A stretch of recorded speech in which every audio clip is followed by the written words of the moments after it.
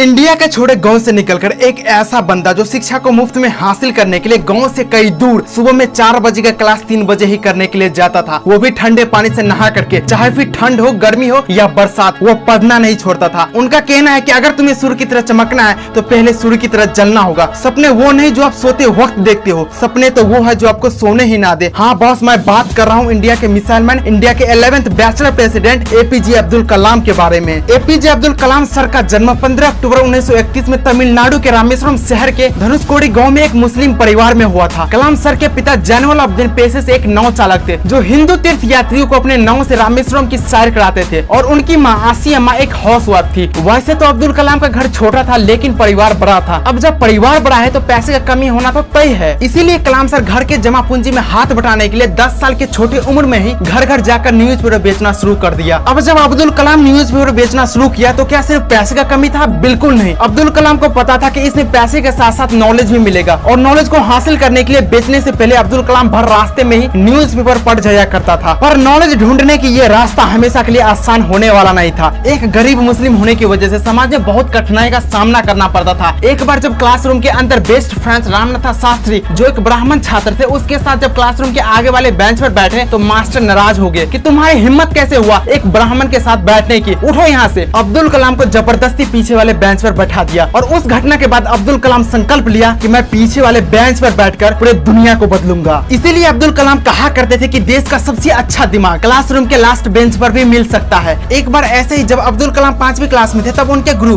शिवा सुब्रमण्यम अय्यर जब उनके कक्षा को ये सिखा रहा था कि चिड़िया कैसे उड़ती है तो किसी को थ्योरी भाषा समझ में नहीं आ रहा था, इसीलिए उनके गुरु प्रैक्टिकल तरीके से समझाने के लिए वही समुद्र के किनारे लाइव चिड़िया को उड़ते हुए दिखाकर सारे कॉन्सेप्ट को क्लियर कर दिया। और उसी दिन अब्दुल कलाम ये एम बनाया कि मुझे फाइटर पायलट बनना है, इसीलिए वो आगे का पढ़ाई MIT कॉलेज यानी मद्रास इंस्टीट्यूट ऑफ टेक्नोलॉजी से एरोस्पेस इंजीनियरिंग में पढ़ाई कर रहे थे। तब अब्दुल कलाम को एक प्रोजेक्ट पर काम करने को मिला कि तुम्हें लो लेवल की एक विमान डिजाइन करना है, और जब विमान डिजाइन करके सबमिट किया तो प्रोफेसर को यह डिजाइन बिल्कुल पसंद नहीं आया, जिस कारण प्रोफेसर बोला कि तुमको फिर से एक अच्छा प्रोजेक्ट बनाना होगा। उस पे अब्दुल कलाम बोला कि मुझे 1 महीने का वक्त चाहिए, और उनके प्रोफेसर बोला कि तुमको 1 महीने का वक्त चाहिए, मैं तुमको सिर्फ 3 दिन देता हूँ, सिर्फ 3 दिन। अगर तुम इन 3 दिनों में अपने प्रोजेक्ट को पूरा नहीं किया ना अब्दुल कलाम तो तुम अपना स्कॉलरशिप भूल जाओ। और इस स्कॉलरशिप के डर से कलाम सर 3 दिन मेहनत करके जब 3 दिन के बाद प्रोजेक्ट सबमिट किया तो प्रोफेसर आश्चर्यचकित हो गया प्रोजेक्ट की डिजाइन को देखकर। और जब MIT कॉलेज से अच्छे नंबर से एरोस्पेस इंजीनियरिंग कंप्लीट कर लिया तो उन्हें अपने सपने को पूरा करना था। और जब इंडियन एयरफोर्स ऑफ देहरादून में फाइटर पायलट बनने के लिए इंटरव्यू दिया तो 25 कैंडिडेट में सिर्फ 8 कैंडिडेट ही फाइटर पायलट के लिए चुना गया। और पता होगा आपको कि एपीजे अब्दुल कलाम का रैंक 9th था। सिर्फ एक रैंक कम लाने की वजह से कलाम सर का सपना पूरा नहीं हुआ। और उस फेलियर के बाद कलाम सर कहते हैं कि जब हम परेशानियों में फंसे होते हैं तो हमें एहसास होता है कि एक छुपा हुआ साहस हमारे अंदर है जो हमें तब दिखाई देता है जब हम असफलता का सामना कर रहे होते हैं। हमें सिर्फ छुपे हुए साहस और शक्ति को पहचानना है। कलाम सर को जब इंडियन एयरफोर्स में पायलट के लिए सिलेक्शन नहीं हुआ तो 1958 में DRDO ज्वाइन कर लिया, और कुछ साल काम करने के बाद जब विक्रम साराभाई का नजर एपीजे अब्दुल कलाम पर पड़ा तो मेहनत देकर DRDO से इसको स्पार में प्रमोट कर दिया एक स्पेस साइंटिस्ट के तौर पे। और वहाँ पे उनका पहला मिशन था इंडिया के लिए पहली रॉकेट का उड़ान भरना। लेकिन ये भी आसान नहीं था। शुरुआती के दिनों में इसको स्पार यानी Indian national committee for space research के पास ना बढ़िया वर्कशॉप था और ना रिसर्च फैसिलिटी। ऐसे समस्या होने के बावजूद भी एपीजे अब्दुल कलाम समाधान के बारे में सोचा, और फिर क्या था, थुम्बा गांव के सेंट मरीज चर्चों को अपना ऑफिस बना लिया, और चर्च के फादर के घरों को अपना वर्कशॉप बनाया, और समुद्र के किनारे अपने रॉकेट का लॉन्च पैड बनाया। और ये सब करने के बाद भीड़ गया रॉकेट को बनाने के लिए, और जब पूरे तरीके से रॉकेट बन गया तो रॉकेट को ले जाने के लिए कोई रिसोर्स नहीं था। तो फिर एपीजे अब्दुल कलाम और उनके टीम साइकिल और बैलगाड़ियों से रॉकेट का सभी पार्ट लॉन्च पैड तक लेके गया, और इतने मुश्किल से लड़ने के बाद मुश्किल भी हार मान लिया। और फिर 21 नवंबर 1963 में भारत का पहला सफल रॉकेट लॉन्च करके पूरे विश्व में स्पेस की ओर अपना स्थान बनाया। एपीजे अब्दुल कलाम कहते हैं कि अपनी पहली सफलता के बाद आराम मत करो, क्योंकि आप अगर दूसरी बार असफल होते हो तो बहुत से लोगों की जुबान ये कहने के इंतजार में होंगे कि आपकी पहली सफलता सिर्फ एक तुक्का थी।